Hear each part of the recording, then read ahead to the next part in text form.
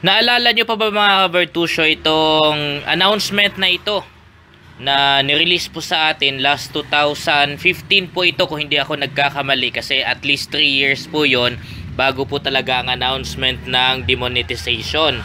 At ito ay naimprinta din pala hindi lang sa kalendaryo kundi pati din sa mga damit na last 2015 nag-release po ng announcement ang BSP regarding doon sa mga lumang pera po natin, in particular yung mga papel po. Kung naalala nyo pa ang mga papel na yon na demonetize sa year 2017.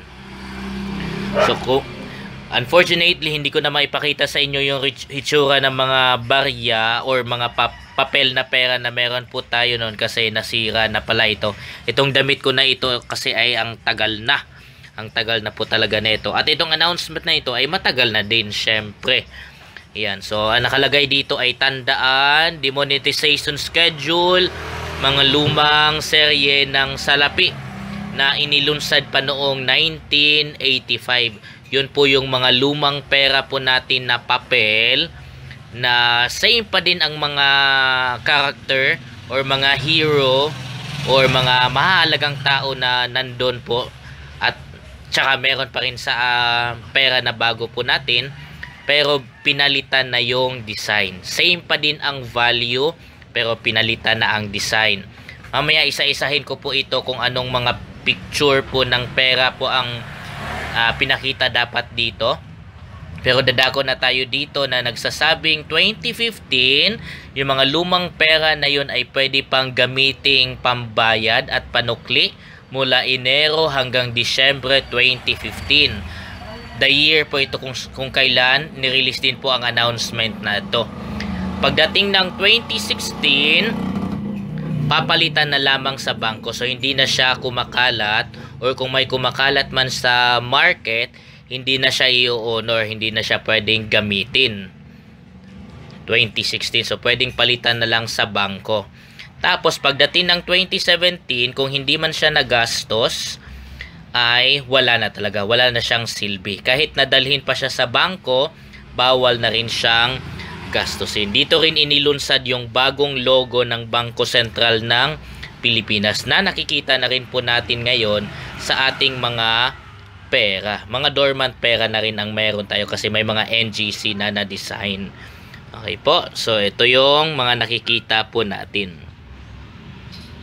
Nakakatuwa lang kanina na nakita ko po itong lumang damit ko na nagkaroon dito ng mancha kasi, kaya hindi ko na siya hindi ko na siya ginamit. Kahit na itong damit na ito ay wala pang sira. At syempre, kasya pa sa akin ito na medium dati bago pa ako tumaba. Ayan, so ito ay, akala ko kasi yung announcement na yun dati, kasi hindi ko na rin kasi talaga maalala. Akala ko yung announcement na yun ay ginawa lang sa kalendaryo or any pamphlet.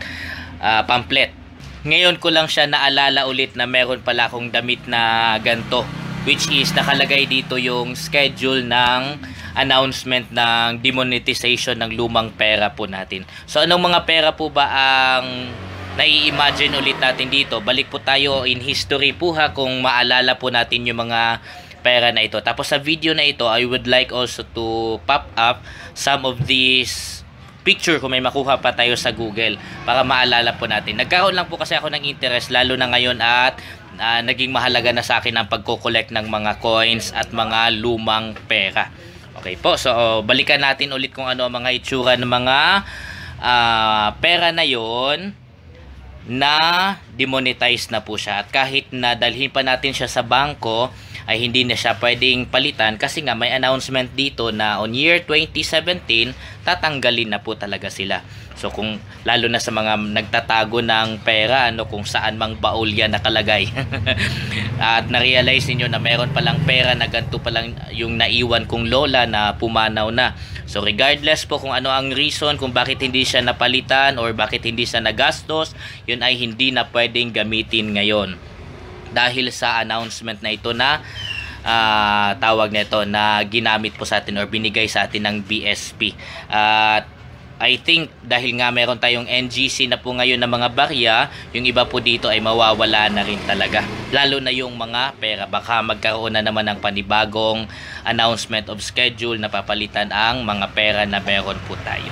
So balikan po natin ulit ito, isa-isa, yung mga picture ng pera na schedule for the monetization last 2017.